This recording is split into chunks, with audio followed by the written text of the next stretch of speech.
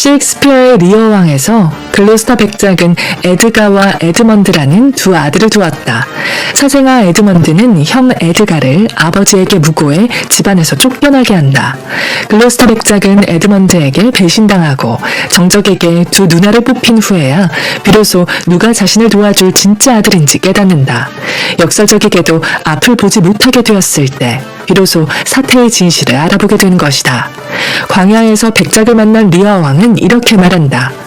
오호, 너도 나와 같은 신세냐. 눈에는 눈알이 없고 지갑에는 돈이 없는 신세. 네 눈은 겉껍데기만 있고 네 지갑은 앞뒤가 쫙 달라붙었단 말이지. 그렇지만 너는 이제 이 세상이 어떻게 돌아가는지 볼 수 있게 되었다. 이것은 빛의 반대편인 어둠에 들어갔을 때 사태의 진상을 더 잘 보게 된다는 역설이다. 헬렌 켈러는 눈이 멀고 귀가 멀고 말을 할 수 없는 삼중의 고통을 겪었으나 좌절하지 않고 선량한 교사 앤 설리번을 만나 어려움을 모두 극복했다.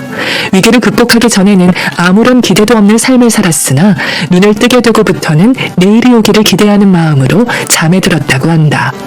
또 어둠과 침묵 중에서 침묵이 더 두렵다고 말하며 친구들의 다정한 음성을 아주 소중하게 여겼다. 당신은 헬렌 켈러와 같이 내일을 기대하며 잠드는가? 나에게 주어진 당연한 것들에 감사하는 마음, 가족과 친구들의 다정한 음성을 소중히 여기는 마음이 있을 때 우리 삶은 더욱 밝게 빛날 것이다. 평생 근심 걱정 없는 때는 한 달도 되지 않는다. 마크 트웨인. 할리우드는 이 나라가 배출한 가장 주목할 만한 사람의 생애를 다룬 영화를 제작하는데 40만 파운드를 썼다. 그는 당대 가장 유명한 문인이었으며 역사상 가장 널리 읽힌 책을 써낸 유머 작가였다. 그는 12살이 될 때까지 통나무집을 개조한 학교에 다녔다. 그가 받은 정규 교육이라곤 그것이 전부였다. 하지만 후일 옥스퍼드 대학과 예일 대학은 그에게 명예의 학위를 주었으며 세상에서 가장 박식한 사람들은 그와 가까이 지내려고 했었다. 그는 책을 집필해 수백만 파운드를 벌었다. 실제로 역사상 그 어떤 작가보다 그의 펜에서 나온 작품으로 더 많은 돈을 벌어들였다. 34년 전에 죽긴 했지만 책에서 나오는 인쇄, 영화와 라디오를 판매한 저작권은 여전히 그의 가족에게 엄청난 돈을 가져다 준다. 이 작가의 진짜 이름은 세뮤얼 랭혼 클레멘스지만 세상 사람들은 그를 필명 마크 트웨인으로 알고 있다. 마크 트웨인의 삶은 평생 모험 그 자체였다. 그는 미국 역사상 가장 다채로운 시기에 살았다. 110년 전 미시시피강에서 그다지 멀지 않은 미주리주의 작고 조용한 마을에서 그는 태어났다. 미국의 첫 철도가 설치된 지 7년이 지난 후였다. 당시 에이브러함 링컨은 아직 맨발로 들판을 뛰어다니는 농장 일꾼이었고 나무 쟁기를 단 황소를 몰며 열심히 밭을 갈고 있었다. 마크 트웨인은 75년을 살다가 1910년에 세상을 떠났다. 23권의 책을 썼다. 몇몇은 이미 잊혀졌지만 허클베리 핀의 모험과 톰 소여의 모험은 불멸의 작품이 되어 앞으로도 여러 세기 동안 꾸준히 읽힐 것이다. 세상 소년들이 모험가 정신을 잃지 않는 한 사랑받을 것이다. 2권의 책은 그가 겪은 경험을 바탕으로 완성된 작품이다. 좀 더 정확하게 말하면 그 소설은 목적을 갖고 쓴 게 아니라 그의 머리로부터 마치 복물이 터져나오듯 흘러나온 것이다. 마크 트웨인은 미주리주 플로리다에서 2개의 방이 딸린 작은 오두막집에서 태어났다. 아마 오늘날의 현대식 농부라면 마크 트웨인이 어렸을 때 살았던 오두막을 소나 닭을 키우는 우리로도 쓰지 않을 것이다. 그런 어두운 방 2칸에서 8명이 살았다. 가족은 7명이었고 노예로 부리는 소녀가 1명 있었다. 마크 트웨인은 어린 시절 몸이 너무 허약했기에 가족들은 그가 첫해 겨울을 나지 못할 것으로 보았다. 그러나 결국에는 무럭무럭 자랐고 점점 커다란 골칫거리가 되었다. 그의 어머니는 마크 트웨인이 나머지 아이들 모두를 합친 것보다 더 많은 문제를 일으켰다고 말했다. 그는 늘 엉뚱한 장난을 쳤다. 학교 생활에 신물이 나서 때때로 집에서 도망쳤는데 그럴 때면 늘 올드맨 강을 향해 달렸다. 장대한 미시시피 강과 그곳의 신비로운 섬, 강위를 천천히 움직이는 뗏목, 바다로 흘러드는 장엄한 물결에 그는 매료되곤 했다. 몇 시간이고 강가에 앉아서 이런저런 백일몽을 꾸는 게 취미였다. 마크 트웨인은 무려 9번이나 익사할 뻔하기도 했다. 인디언과 해적 연기를 하며 여러 동굴을 탐험하고 거북이 알을 먹고 뗏목을 타고 다녔다. 이렇게 쌓은 귀중한 경험이 훗날 자신의 두 장편 소설에서 여러 장면과 등장인물로 구현되었다. 마크 트웨인은 늘 학교를 경멸했다. 학교는 자유를 빼앗는 존재에 불과했다. 12살이 되었을 때 아버지가 돌아가시면서 지긋지긋한 학교로부터 도망칠 수 있었다. 그는 아버지를 영원히 만날 수 없게 되자 지난 날을 되돌아보며 반항심에 아버지의 말을 어겼던 일들을 크게 후회했다. 그리고 그제서야 자책과 반성으로 눈물을 흘렸다. 어머니는 위로하려고 이렇게 말했다. 지나간 일은 지나간 일일 뿐이야. 하늘에 계신 아버지도 더 이상 그걸 문제 삼지 않을 거야. 이제 엄마는 네가 약속을 하나 해주었으면 하는데. 그러자 소녀는 훌쩍이며 이렇게 말했다. 뭐든 약속할게요. 학교로 돌려보내지만 않는다면 뭐든지. 며칠 뒤 마크 트웨인의 가족은 교육을 받으면서 생활비도 벌 수 있는 인쇄소로 그를 보내 도제 생활을 하게 했다. 도제 생활을 하는 동안 받는 급여는 숙식비와 의료비로 충당되었다. 훗날 여러 작품과 강연으로 막대한 수익을 올렸지만 사업에 돈을 투자할 때마다 번번이 실패를 맛보았다. 1893년 마크 트웨인이 58세였을 때는 빚에 허덕였다. 미국 경제는 불경기로 휘청거리고 있었고 마크 트웨인도 건강이 나빠져 고통을 겪고 있었다. 마음만 먹으면 파산 신청으로 채무를 회피할 수 있었지만 그렇게 하지 않았다. 자신의 빚을 마지막 한 푼까지 갚겠다고 결심했고 글을 쓰고 전 세계로 강연을 다녀 번 돈으로 채무를 상환할 계획을 세웠다. 나빠진 건강과 강연에 대한 거부감에도 불구하고 5년 동안 강연 투어를 했다. 강연 투어는 엄청난 성공을 거두었다.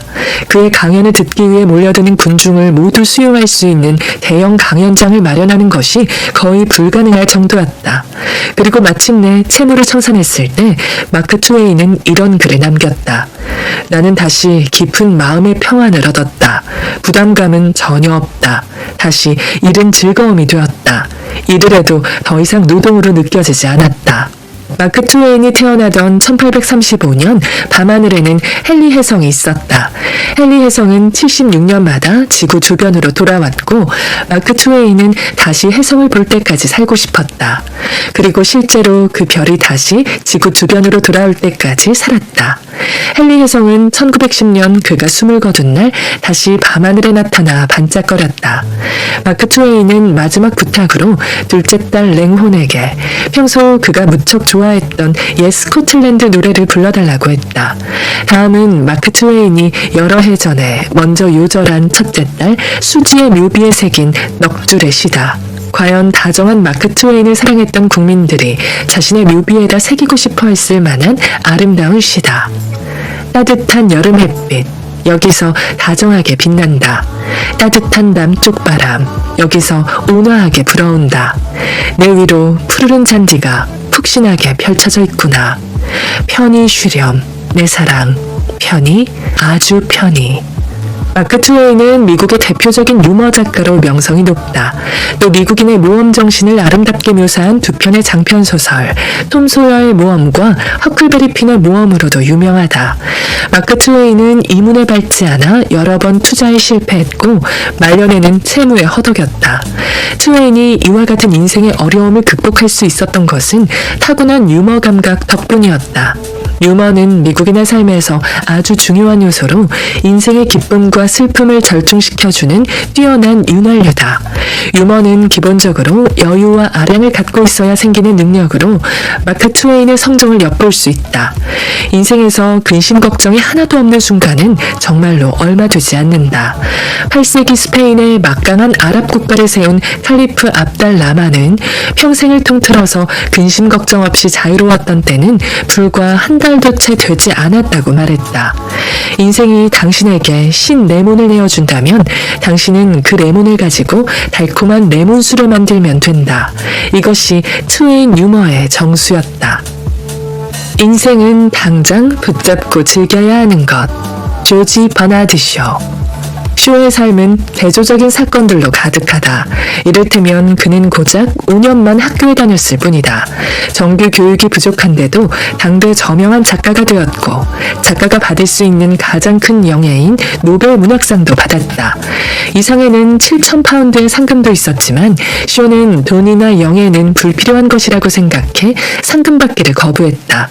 버나드 쇼의 아버지는 훌륭한 아일랜드 가문 태생이었지만 그의 가족은 한 푼도 재산을 상속받지 못했다.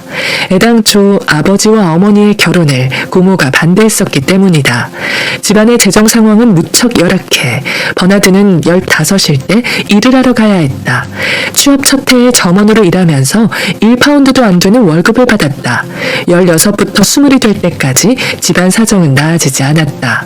출납원 겸 자벽부 업무를 계속했고 주급 35실링 정도를 받았다. 그는 사무실 일을 싫어했다. 예술과 음악 그리고 문학이라는 드높은 재단 위에서 밤새 공부하며 연구하는 삶을 살아온 집안에서 성장했기 때문이었다. 20번째 생일 직전에 쇼는 혼잣말을 했다. 사람은 한 번 살 뿐인데 사무실에 틀어박혀 잡일이나 하면서 평생을 보내서는 안 되지. 1876년 그는 배수진을 치고 돌이킬 수 없는 길로 들어섰다. 당시 어머니가 노래교실을 운영하며 생계를 이어가던 런던으로 간 것이다. 그곳에서 버나드 쇼는 문학 경력을 시작했고 그로 인해 장차 막대한 재산과 전 세계적 명성을 얻었다. 당시 글을 쓴다고 곧바로 돈을 벌었던 것은 아니었다. 무려 9년이 지나서야 비로소 돈을 벌었다. 그는 마음이 내키든 말든 관계없이 매일 5페이지 분량의 글을 쓰도록 자기 자신을 채찍질했다. 하루 딱 5페이지를 정해놓았고 그 이상은 쓰지 않았다. 쇼는 이렇게 말했다. 내 안에 여전히 학생과 점원 시절 습관이 남아있어서 문장 중간에 5페이지 분량이 채워지면 그 문장을 끝내는 일은 다음날로 미루곤 했다. 쇼는 5편의 장편소설을 썼는데 그중 하나가 예술가들 사이의 사랑이었다. 그는 원고를 영국과 미국의 모든 출판사에 보냈다. 출판사들은 소설을 반송하면서 출간 기회를 주지 않았다. 하지만 가장 중요한 출판사가 다음 작품을 보고 싶다는 의사를 알려왔다. 그 후 출판사에 원고를 보냈을 때 출판사에서는 출간 가능성에 의심을 품었지만 그의 문학적 재능까지 의심하는 것은 아니었다. 그가 소설 속에서 전개한 사상이 너무 난해했던 것뿐이다. 버나드 쇼는 형편이 어려워 당시 출판사에 원고를 보내는 데 필요한 우표를 사는 것조차 힘에 부쳤다. 글쓰기에 전념하는 9년 동안 그가 올린 수입은 다 합쳐 단돈 6파운드에 불과했다. 신발 밑창과 바지 엉덩이 부분에 구멍이 났을 때는 교묘하게 가린 채로 런던 거리를 걸어다녔다. 하지만 밥을 굶은 적은 없었다. 그의 어머니가 제빵사와 청과물 상인에게 충분한 신용을 얻어놓아 외상으로 재료를 가져올 수 있었기에 극한의 상황에 처하는 것은 막을 수 있었다. 그렇다면 쇼는 생활비를 어떻게 조달했는가? 그는 자기가 가족을 절박하게 부양할 필요가 있었다는 것을 솔직히 인정했다. 실제로 가족을 전혀 부양하지 않았다. 오히려 가족이 자신을 부양하도록 했다. 쇼는 이렇게 말했다. 나는 생업에 뛰어들지 않았다. 대신 어머니를 생업에 뛰어들게 했다. 쇼는 마침내 모든 순수예술을 다루는 비평가로서 자립했다. 그 후 소설이 아닌 극본 쓰기로 첫 경제적 성공을 거두었다. 그의 초기 극본은 모두 실패했는데 실제로 21년 동안 글을 쓴 뒤에야 비로소 여자의 재산에 눈먼 사람처럼 보이지 않는 상태로 부유한 여자와 결혼할 수 있었다.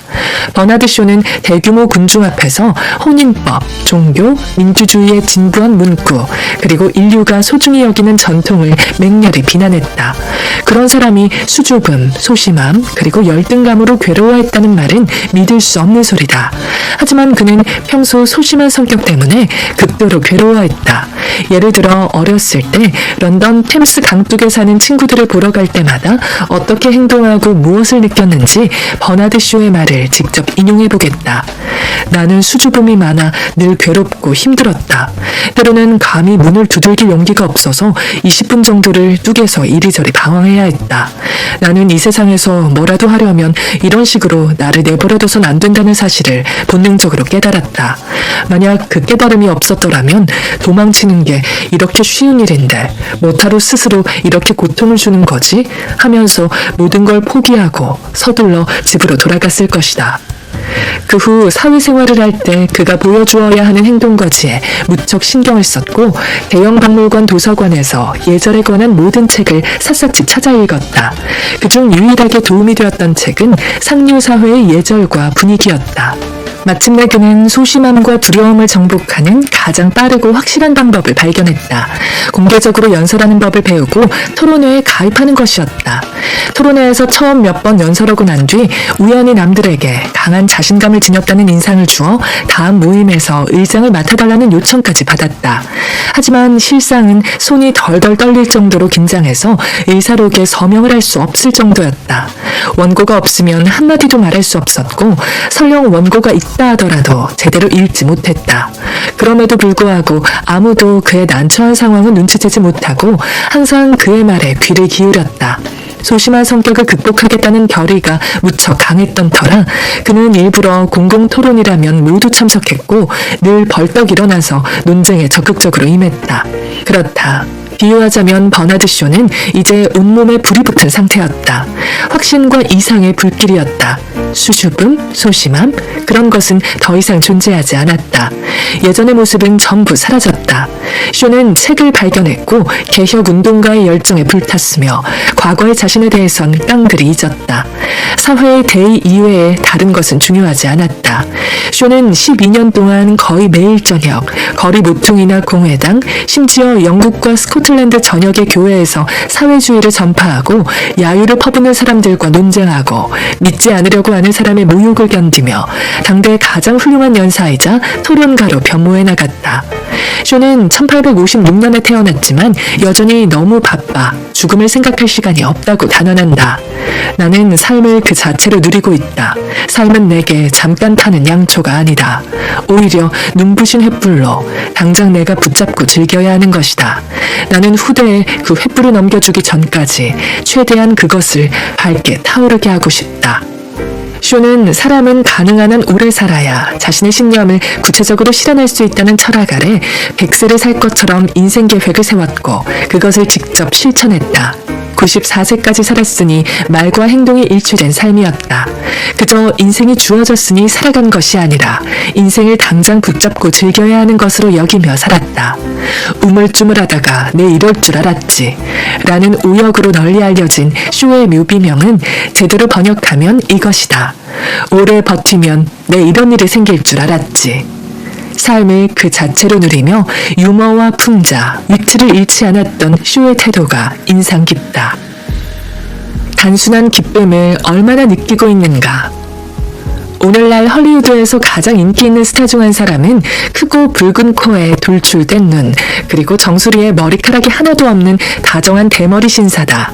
아름다운 모습과는 사실 조금 거리가 있지만 아마 패러마운트 스튜디오는 벨베데레 궁전의 아폴로 조각상과도 그를 바꾸지 않을 것이다. 이 뚱뚱한 신사의 이름은 클로드 윌리엄 듀켄필드다. 2, 3년 전만 해도 그는 감독을 한번 만나게 해달라고 엉덩이가 다를 정도로 섭외실을 들락거렸다.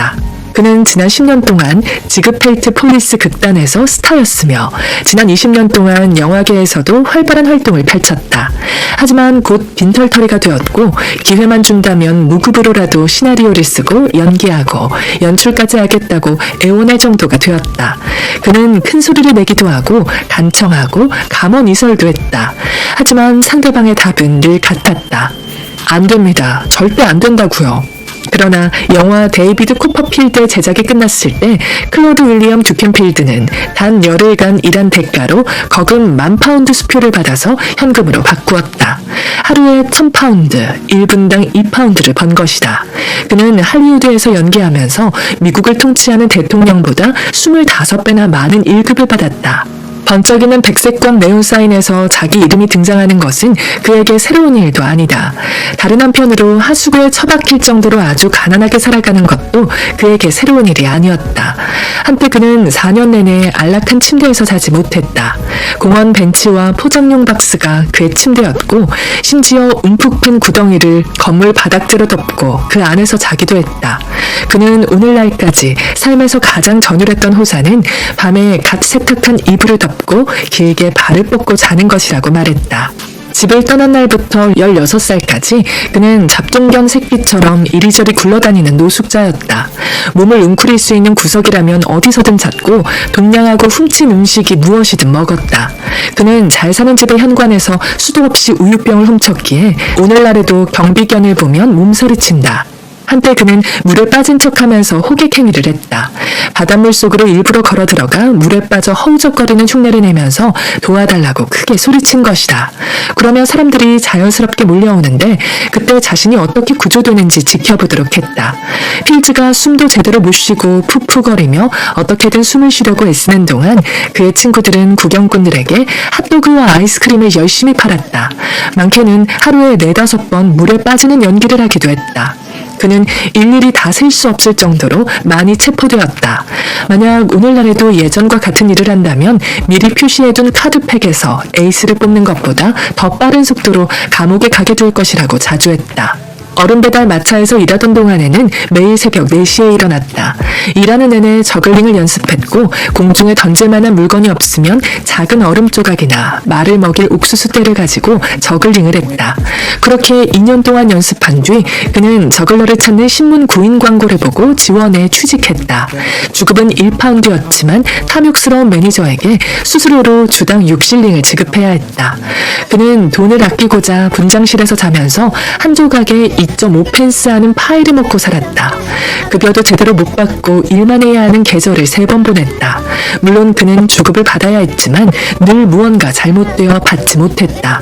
가령 쇼가 망했거나 매니저가 돈을 들고 도망쳤거나 하는 사고가 늘 벌어졌다. 하지만 필즈는 달관한 자세로 받아들였다.